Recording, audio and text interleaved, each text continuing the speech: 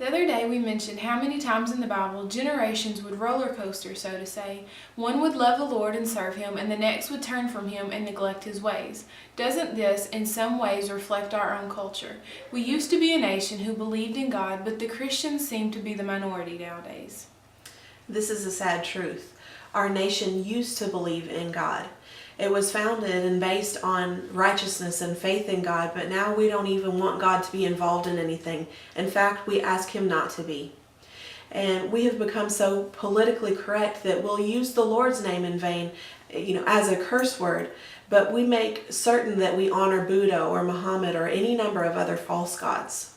God is not moved by our culture's acceptance of everything, and it was not always like this. It began little by little, but over time we have become so desensitized to violence, perversions, addictions, and darkness. We have become a generation that prefers the darkness.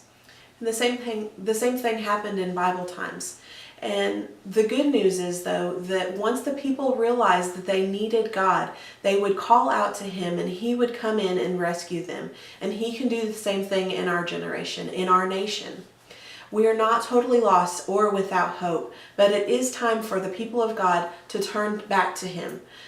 It's time that this generation have an awakening.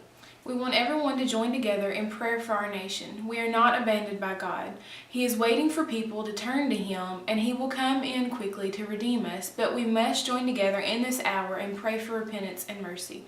Take some time today and ask God for those things and cry out for our nation to return to God. Check out the scriptures. We'll see you tomorrow.